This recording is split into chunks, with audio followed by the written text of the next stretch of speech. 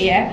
Senang sekali rasanya hari ini Resti bisa kembali menemani Pecinta Sergel di Ngecas Iman Live di Instagram. Dan hari ini Pecinta Sergel kita akan seperti biasanya ya membicarakan tentang hal-hal yang berkaitan dengan syariat, ibadah-ibadah di dalam Islam ya, langsung bersama dengan guru ya. Dan pastinya kita beruntung nih Pecinta Sergel karena kita masih bisa belajar dengan guru ya, karena nasihat-nasihat dari guru itu adalah anugerah terbaik ya yang bisa kita terima dari Allah Subhanahu wa taala. Dan petua-petua dari guru ini tentu saja bisa menjadi cahaya buat kita untuk menerangi pikiran dan juga hati kita, kemudian juga bisa menenteramkan jiwa ya, dan bisa juga untuk menyegarkan akal kita. Nah, hari ini Pecinta Sergel kita sudah kedatangan guru kita, ada Ayah Haji Nur Soleh Hasim ya,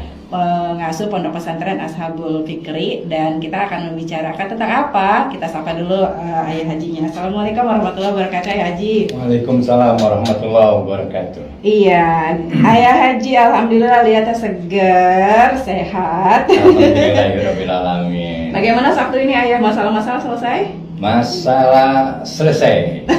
Alhamdulillah. Alhamdulillah ya. Setiap hari masalah harus selesai pada waktunya. Santri-santri sehat? Alhamdulillah sehat. Ya, keluarga sehat? Sehat. Anak-anak sehat. Gitu. Semua santri juga sehat. Alhamdulillah.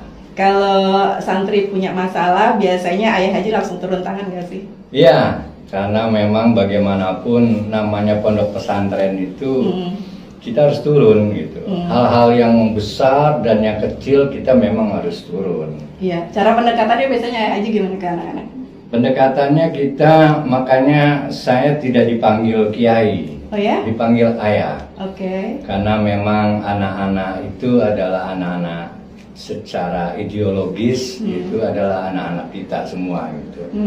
Bukan anak biologis ya, anak ideologis. Kita ciptakan anak-anak itu komunikasi kita di pesantren layaknya anak dengan orang tuanya. Makanya hal-hal yang kecil, masalah makan, masalah apa saja gitu. Banyak anak-anak yang curhat? Alhamdulillah banyak. Banyak ya. Oke. Sejauh ini banyak anak-anak tuh yang nggak sungkan dan kalau punya permasalahan langsung nanya ya. Iya, alhamdulillah. Anak-anak kita itu di pesantren semuanya bisa nanya kita langsung kapan saja mereka ada masalah, kita langsung terima karena memang mereka adalah anak-anak kita semuanya. Karena masalah itu kan tercipta karena memang kita sering berinteraksi banyak hal lah, dari mulai dia tidur, kemudian bangun, belajar sampai tidur lagi ya di satu tempat. Makanya kan ada yang namanya konflik, ada macam-macam lah, salah paham dan seterusnya lah. Nah, kalau sekarang Pecinta Sergel dan kita semua nih umat Islam, kalau sedang punya masalah harus bagaimana? Iya. Nah, ini temanya pas banget hari ini ya. Kita membicarakan yang berkaitan dengan bagaimana gitu untuk mengatasi permasalahan-permasalahan yang kita sudah hadapi, yaitu dengan istighfar. Jadi tema kita hari ini istighfar solusi setiap masalah. Iya. Seperti biasa ya, Ayah, nanti kita bisa buka sesi tanya jawab ya, dan boleh. Kita undang nanti teman-teman Pecinta Sergel untuk gabung sama kita. Nanti diketik aja di komentarnya kalau ada pertanyaan, dan nanti kita akan bacakan ya. Baik, sekarang sebelum kita masuk ke tanya jawab, Ayah Haji dulu berikan penjelasan buat kita tentang istighfar nih, silakan. Baik. Assalamualaikum warahmatullahi wabarakatuh. Waalaikumsalam. Innal hamdalillah wasyukurillah, la haula wala quwata illa billahi aliyil azim. Asyhadu an la ilaha illallah wahdahu la syarikalah wa asyhadu anna Muhammadan abduhu wa rasuluhu la nabiyya ba'da.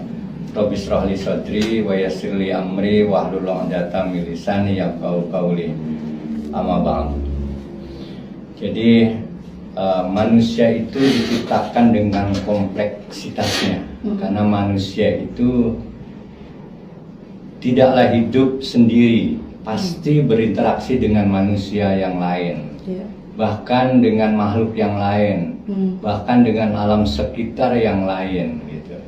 Karena kita sering berinteraksi, otomatis bisa dipastikan kalau seseorang itu akan menghadapi problematika hidup gitu ya. Iya, betul. Salah paham, salah baca, gagal paham gitu, dan seterusnya, banyak hal lah gitu.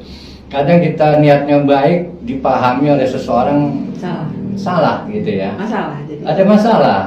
Kita buat status sebenarnya di Instagram atau di mana sebenarnya untuk diri kita sendiri. Kenapa? Bukan untuk menyindir. Bukan untuk menyindir, bukan nyinyir, tapi mereka Salah. memahaminya, ini status kayaknya nembak ke saya nih ya, dan seterusnya. Jadi masalah. Jadi masalah. Belum lagi dengan masalah-masalah yang lain, karena memang hidup itu kan sandiwara, dan kita tergantung perannya mau di mana. Dan kesalahan itu memang tempatnya di diri manusia. Dan setiap, kata Rasulullah, setiap anak Adam itu pasti melakukan kesalahan. Dan sebaik-baiknya orang yang bersalah itu adalah bertobat dan minta maaf. Maka dalam istilah agama itu ada istilah istighfar gitu. Ada istilah afu, ada istilah taubat. Minimal ada 3 kata lah untuk maaf dan memaafkan gitu ya. Pertama ada afuan kalau orang sekarang ya, afuan ya gitu. Nah itu maafkan saya ya, afuan gitu. Al-afu. Makanya yang kedua itu istighfar. Istighfar itu ghafara. Iya. Ya, minta maaf juga, ampunan. Kemudian at-taubah. Tobat. 3 hal ini. Nanti kita akan coba terangkan apa sih bedanya ketiga hal ini. Mungkin kalau di Indonesia kan gampang, maaf ya, itu satu kata. Tapi di Arab, di bahasa Arab, bahasa agama beda-beda tergantung kita memaknainya gitu. Makanya kalaulah kita ke sesama manusia, misalnya kalau saya mengalami kesalahan kepada Mbak Resti, saya harus maaf. Dalam bahasa Arab al-afu, afwan ya. Kalau ada kan biasa ukti bilang afwan gitu kan. Iya. Terus saya pikir afwan itu kirain afwan saudara gitu. Afwan itu maafkan saya kalau ada kesalahan itu. Biasanya kita saking dekatnya dengan sesama manusia itu biasanya istilahnya afwan. Iya. Kalau kita melakukan kesalahan kepada Allah dan Rasulnya, biasanya menggunakan kata istighfar. Gitu ya. Ada yang tingkatnya lebih tinggi lagi, namanya taubah. Jadi maknanya beda-beda. Afwan itu minta maaf, kalau ghafar itu namanya istighfar, itu kita namanya ya minta maaf juga sebenarnya.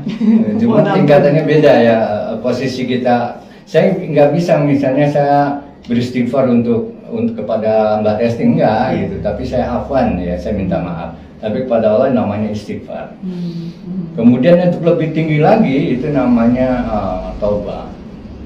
Taubat ini memang kita melakukan dosa yang sangat luar biasa besar. Yang harus dilakukan adalah taubatan nasuha.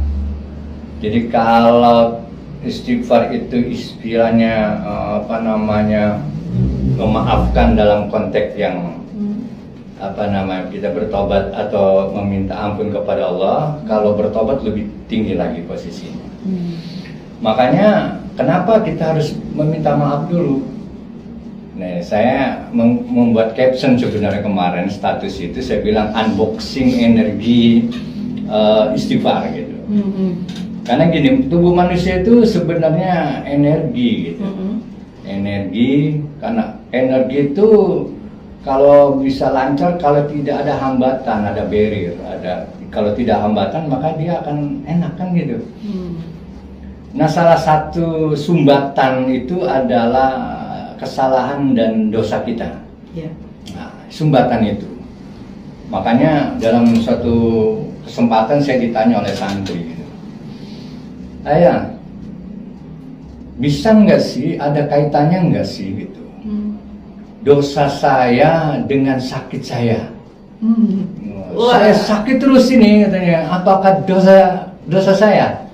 Saya jawab bisa iya, bisa enggak. Karena dosa belum tentu membuat kita sakit. Tapi yang jelas sakit itu bisa mengurangi dosa. Makanya kalau kita dosa itu belum tentu kita membuat kita sakit. Gitu. Contohnya Nabiullah Ayub sakit bertahun-tahun, tapi dia tidak berdosa, dia orang soleh, dia taat ibadah, tapi dia sakit, diuji dengan sakitnya itu gitu, untuk menetapkan keimanannya. Ada juga orang yang berkata, ada juga dosa kemudian dia sakit, ada secara tidak langsung. Misalnya, contohnya begini, kalau saya misalnya dosa saya mencuri, misalnya saya mencuri motor misalnya, misal ini memang enggak. Cuma ngasih contoh, kalau ngasih contoh orang lain kan saya takut khawatir salah. Saya nyuri motor misalnya, kemudian saya kepikiran tuh bolak-balik otak saya berpikir nanti saya ditangkap polisi, saya nanti ketahuan, saya berpikir macam-macam itu. Akhirnya beban ke otak, kepikiran. Beban kepikiran, keperasaan akhirnya menjadi sakit juga ke fisik. Badan jadi lemas, kepala jadi puyeng dan seterusnya, akhirnya asam lambung dan seterusnya.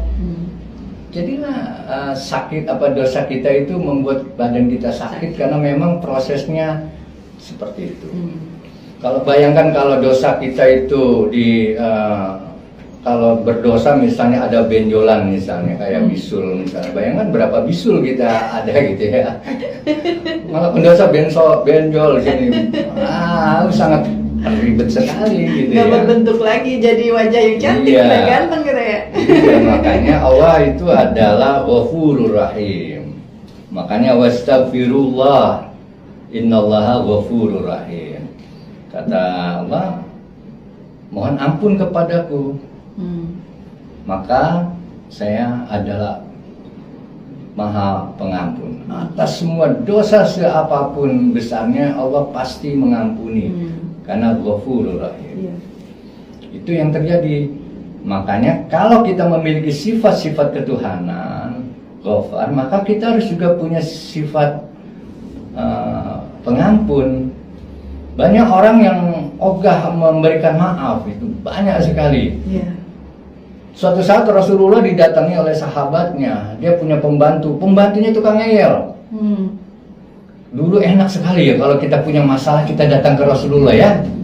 Kayaknya kalau kalau saya punya masalah, misalnya saya datang ke Rasulullah, saya ada masalah ini enak banget gitu, itu kan sahabatnya. Iya, kita kan enggak. Ada solusi terbaik. Ada solusi langsung, pemberi solusi. Datang orang itu kepada Rasulullah, ya Rasulullah, saya punya pembantu ngeyel banget, suka membuat kesalahan. Pertanyaannya sederhana, berapa kali saya harus ngasih maaf kepada pembantu ini?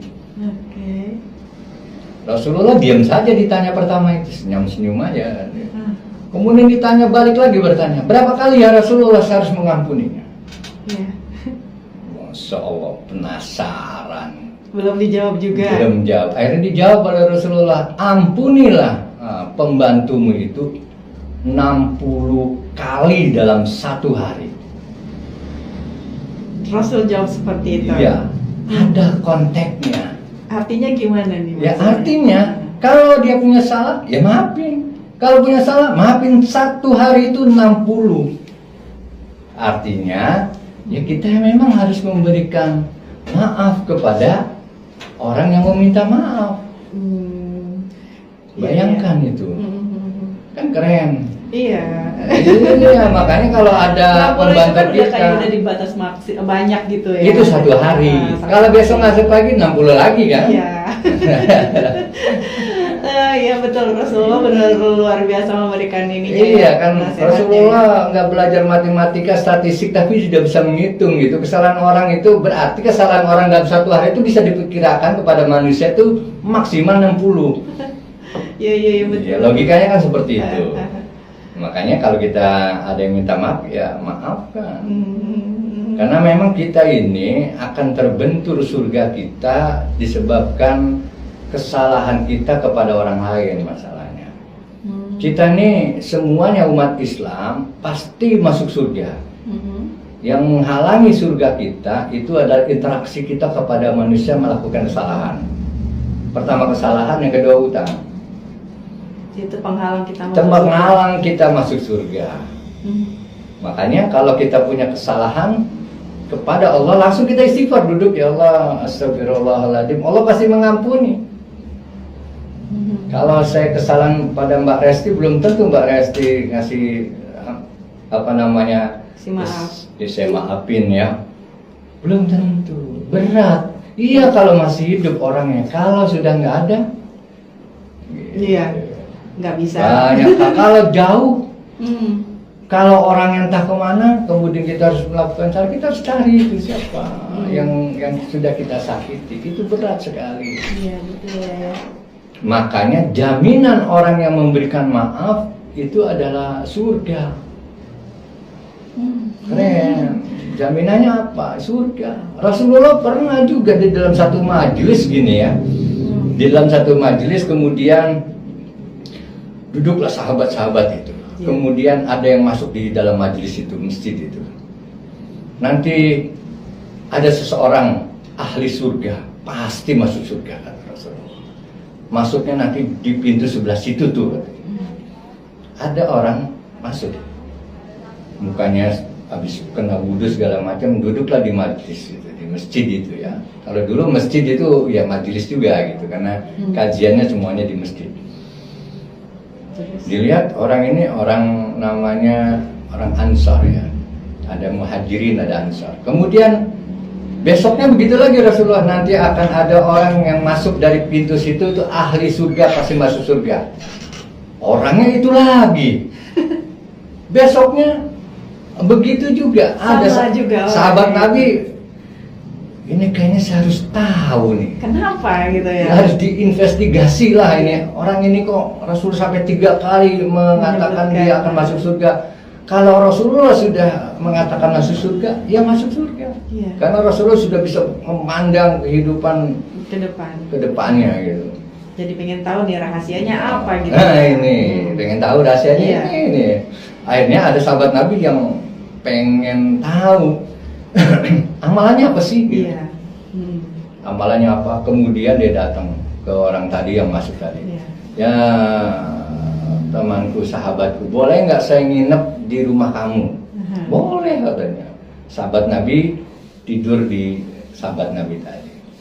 Ketika tidur malam pertama dilihat, diintip, ternyata nggak sholat tahajud. Dia habis sholat isya, plak tidur gitu ya. Subuh sholat ke masjid. Begitu juga besoknya hari Kamis dia juga nggak sholat, nggak puasa Senin Kamis, biasa aja tuh, biasa aja. Besoknya terus aja, nggak ada sesuatu yang istimewa gitu. Kok biasa aja makan seperti kita makan, tidur seperti orang layaknya tidur, bergaul seperti itu, dan seterusnya. Saking penasarannya sahabat Nabi itu pusing, ini kenapa nih, apa jurusnya nih dia dikatakan masuk surga. Kemudian hari ketiga kan orang bertamu itu 3 hari ya. Kalau sudah 3 hari itu bukan tamu namanya. Apa? Numpang. Harus ngekos. Bisa aja ya. Kalau sudah 3 hari itu hitungannya ngekos. Ini pengingat buat kita ya. Jangan begitu gitu ya. Jangan gitu, 3 hari pindah. Kalau perlu ada teman lagi sebelahnya rumahnya, kita pindah ke sana. Nanti 3 hari sana balik lagi ke sini. Ya Allah. Jadi kan nggak hitungannya masih tamu ya. Jadi Nggak menyesatkan ya. Harus berstrategi. Kemudian orang itu bertanya, ya sahabatku, apa sih amalanmu sehingga Rasulullah mengatakan sampai 3 kali engkau masuk surga? Iya. Saya bilang, saya nggak punya amalan apa-apa, cuman kebiasaan saya itu sebelum tidur, kita kemarin ngebahas sebelum tidur kemarin tuh. Ternyata tidur keren itu, ada lanjutannya ini. Sebelum tidur dia berikrar memaafkan seluruh apa yang dilakukan sahabat-sahabatnya, temannya, tetangganya, teman kerjanya, semuanya saya maafkan malam ini. Pada dia yang melakukan kesalahan, saya maafkan semuanya. Setiap malam begitu dia lakukan. Ternyata apa? Amalan rahasianya itu ya. Amalan rahasianya Memaafkan. cuma memaafkan, sholatnya biasa. Kita tahu lah, saya juga termasuk sholatnya biasa-biasa aja lah gitu. Semua orang kadang-kadang sholatnya biasa. Coba satu amalan yang memang yang kita khususkan apa gitu. Makanya kita perlu mencari kira-kira yang pas buat amalan kita apa. Banyak di ajaran Islam itu amalan-amalan yang bisa kita pakai. Sahabat Nabi surganya karena amalannya memaafkan doang. Saya maafin Ya kemarin Allah. Resti, saya maafin, ini saya sebutin tuh dia nyakitin saya tapi saya maafin, surga. Iya. Nah, gitu. Luar biasa ya. Iya. Ya Allah, bisa nggak kita? Bisa nggak kita memaafkan orang tanpa diminta? Itu tanpa diminta. Iya, tanpa diminta ya. Bisa ada orang yang datang kepada kita, dosanya besar sama kita, kemudian minta maaf. Kira-kira berani memaafkan nggak? Kalau kita berani memaafkan, sebenarnya pintu surga itu sudah terbuka. Apalagi kalau memang kalau memaafkan itu memiliki jiwa yang sangat besar gitu loh. Jadi kalau ada orang yang sempit jiwanya sulit memaafkan. Iya betul. Tapi kalau jiwanya besar maafin. Jadi maafin aja sih. Tapi dia kan sudah nyakitin luar biasa. Allah itu maha pemaaf. Inna Allah afun karim tuhibul afwa fa'fu anni. Kan gitu kita lagi bulan Ramadan itu. Allah itu maha pemaaf, maka ya Allah maafkan aku. Kita yang makhluknya nggak mau memaafkan gitu. Bayangkan kita dosa berapa kali itu. Udah buat status nyalain orang, udah ngegosipin, udah ngomongin, wah udah banyak hal lah gitu ya yang kita lakukan tanpa kita sadari. Kayaknya biasa aja sih, bagi orang lain kan ngeselin itu kan. Iya. Kan ngeselin bagi kita, saya bilang ngeselin. Makanya sahabat Nabi itu orangnya macam-macam memang. Jangan dikira sahabat Nabi semuanya seperti Umar. Jangan kira sahabat Nabi seperti Abu Bakar. Sahabat Nabi wataknya beda-beda satu sama lain itu. Iya. Itu sebagai contoh bahwa nanti kita akan ketemu orang-orang yang different, yang berbeda sekali dengan kita. Berbeda, sahabat Nabi banyak. Ada sahabat Nabi yang yang keras, seperti Umar bin Khattab. Ada sahabat Nabi yang pemalu. Ada. Jadi kita harus mengenal karakter dan memaklumi kita bagaimana ya. Memaklumi memang karakternya begitu. Ada sahabat Nabi yang tukang ngerjain. Ada itu, jangan dikira zaman Nabi nggak ada yang jahil, ada yang nggak jahil, ada itu. Nanti saya akan ceritakan nih. Ada sahabat Nabi yang jahilnya nggak ketulungan itu, masya Allah. Termasuk juga ke Rasulullah. Rasulullah dikerjain. Gimana tuh? Ini cerita bagaimana Rasulullah memberikan maaf kepada orang yang sangat jahil. Kalau mungkin sama temannya nggak apa-apa, ini kepada Rasulullah dia jahil. Iya, kita nggak berani gitu, dia Iya, berani. dia jahil. Jadi ada ketika di depan masjid itu habis sholat begitu, kemudian sahabat Nabi pada duduk. Iya. Itu kemudian ada tukang jualan makanan. Dipanggil sama sahabat Nabi. Oh, sahabat Nabi namanya Nuaiman. Terus? Nuaiman itu emang orangnya usil banget, seusil-usilnya. Makanya jangan kaget kalau ketemu temen kita usil. Nah, BJ punya temen yang usil. Dia lagi ada gitu, datanglah Nuaiman itu, mau bawa makanan. Mau dibagi semua, dikasih makan semua tuh tamu tuh yang duduk-duduk di masjid, dimakan. Udah beres makan, semuanya makan kan enak. Kata Rasulullah, ini tumen nih Nuaiman ngasih makan kita. Iya. Sudah beres. Ya Rasulullah, itu tukang jualannya lagi nunggu, belum dibayar. Sudah kebayarin. Kemudian Rasulullah, ayo sahabat ya Abu Bakar, Umar yang kumpulin duitnya, bayar itu. Itu baru gak seberapa itu sahabat. Masih ada yang lain lagi nih. Banyak Nuaiman itu. Tapi Rasulullah ketawa. Yang lebih parah lagi Nuaiman itu lebih kacau. Ini lucu lagi. Jadi Rasulullah itu kedatangan tamu besar lah ya, orang penggede ya. Ke rumahnya bawa onta yang bagus. Dia kan bertamu. Biasa kalau sekarang bawa mobil kendaraan yang bagus lah kan gitu, yang mewah. Karena menghadapi Rasulullah. Terus? Ya, ada tamu mau masuk Islam. Si tamu nih. Si tamu itu mau masuk Islam. Terus? Ya ontanya parkir ya di depan rumah. Kalau mobilnya diparkir lah ya. Itu di sana ada Ali bin Abi Thalib, di depan rumahnya Rasulullah itu ada Umar bin Khattab, ada Disambut, Hamzah, orang-orang ini besar ya, orang pembesar dan orang jago bertempur semua itu. Oh, iya. Wah, Ali itu ahli strategi. Umar kalau sudah bawa Tahu pedang, sendiri gitu Hamzah, kisahnya, ya. waduh. Kemudian Ini, jadi Nuaiman datang. Wah, kata Umar nih ada masalah besar nih kayaknya nih. Ada Nuaiman, dia kalau ketemu dia mesti ada sesuatu yang inilah yang membuat gempar. apalagi di kali ini gitu ya. Apalagi ini iseng itu iseng banget. Iseng yang Ngapain itu saat itu ya? Kemudian ngobrol lah, ikut duduk sama Hamzah, sama Ali bin Abi Thalib, ada Umar dan segala macam duduk di situ. Terus? Kata apa namanya Hamzah, Rasulullah sedang ada kedatangan tamu. Itu ada ontanya besar, gemuk, ya. Mantap itu. Kata Hamzah itu. Kayaknya kalau di sate enak nih. Nuaiman iseng. Mau sate onta itu? Atau masakan itu mau, kata dia. Terus? Ya kalau ada kita mau. Apa saya ambil aja tuh onta itu, kata Nuaiman. Mana ada yang berani ngambil onta itu kemudian dipotong. Asal kamu gak ngasih tahu Rasulullah, saya akan lakukan. Kirain bercanda ngomong begitu kan, kayak kita ngomong begitu, kayak bercanda sekilas gitu kan. Mau ngobrol lagi tuh, mereka semuanya lagi ngobrol. Tahu-tahu pas lagi begini, sadarlah Hamzah, ingat Nuaiman kemana nih hilang. Ternyata apa? Itu onta sudah digorok, udah disembelih, kepalanya sudah putus. Oh iya. Terus? Katanya, wah, Nuaiman kacau. Oh, Nuaiman kabur, lari dia, ngumpet. Terus sahabat-sahabat jadi bagaimana tuh? Ini cerita Nuaiman sekarang nih. Iya. Karena Nuaiman tuh begitu.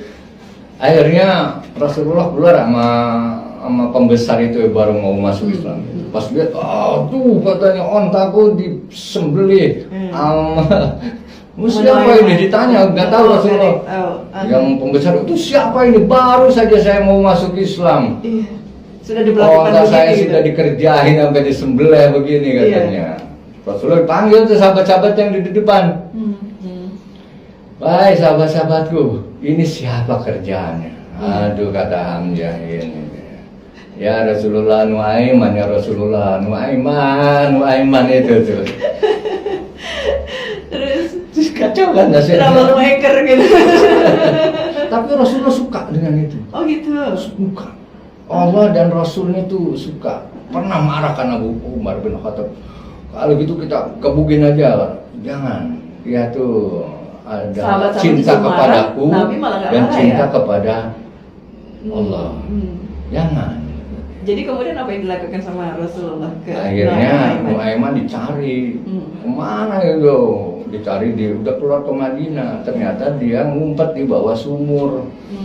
Jadi ada yang sedang gali sumur, gitu. Apa namanya? Kemudian tukang gali sumurnya diomongin nama Nuaiman. Wah, dipuji-puji lah, kamu kan ahli Badar, pernah ikut Rasulullah perang Badar, katanya. Pasti baiklah. Boleh nggak saya mau minta tolong? Apa? Saya mau ngumpet di di sumur ini yang digali itu kan, kalau sumur di Mekah kan gede-gede. Jadi dia juga ketakutan sebetulnya ya setelah melakukan itu. Ketakutan. Dia salah, dia tahu bahwa dia salah. Kemudian Gunung Abraham tukang sumur tadi, kalau ada orang yang sedang dikejar, ngejar nyari, saya bilangin aja, jangan dikasih tahu saya lagi ngumpet di sini, kata dia. Baiklah Nuaiman, saya nggak ngasih tahu karena dia tahu, seluruh orang Madinah tahu kalau Nuaiman orangnya kayak begitu. Ya. Meskipun Rasulullah. kata tukang gali, mana ada Rasulullah mau ke sini kan di pinggir kota jauh kata dia. Iya. Nggak mungkin namanya mau ke sini kan gitu. Ternyata si Nuaiman masuk sumur ditutupin, kemudian sahabat Nabi dan Rasulullah pada ngikut tuh nyari Nuaiman. Karena tujuannya Nuaiman mau dicari itu kenapa? Apa? Mau diajak nyate, udah Oh. karena sudah disembelih ya. si unta itu sudah dibayar sama Rasulullah, diganti dengan onta yang baru dan dikasih uang lebih. Jangan sampai orang itu Si merasa pemiliknya itu dirugikan. ya. Oke, ya sih. Daripada ngapa-ngapain enakan disate kan, enakan dimasak kata dia. Mau ngajak. Iya, tapi yang bersalah, yang ngerasa lakuin salah, takut ya. Jadi akhirnya memang dimaafkan ya sama Rasulullah ya. Itulah kerennya. Rasulullah selalu tersenyum melihat Nuaiman usil. Gak pernah marah-marah ya Rasulullah ke Nuaiman yang segitu segitu jahilnya ya. sebegitunya. Udah jahilnya. Banyak cerita Nuaiman tuh, saya ngumpulin cerita Nuaiman. Oh, ini saya ngebayangin juga. Kita kan punya teman ada yang usil ya. Usil banyak. Jadi kita punya teman yang usil, ya maafkan seperti Rasulullah memaafkan Nuaiman. Nuaiman lebih parah usilnya. Dia pemabuk. Iya, betul ya. Iya, jadi contoh ya buat kita ya, Iya, dari jadi kisah-kisah inspiratif ini ya. banyak sebenarnya sahabat Nabi, nggak semuanya sama. Baik ya, jadi menjadi contoh buat kita. Tadi 60 kali kita ya memaafkan sehari ya. Jadi kalau ada yang salah ke kita, maafkan sampai 60 kali 60 sehari. kali. Luar biasa ya kalau bisa sampai lakukan ini. Oke ya Haji, ini kalimat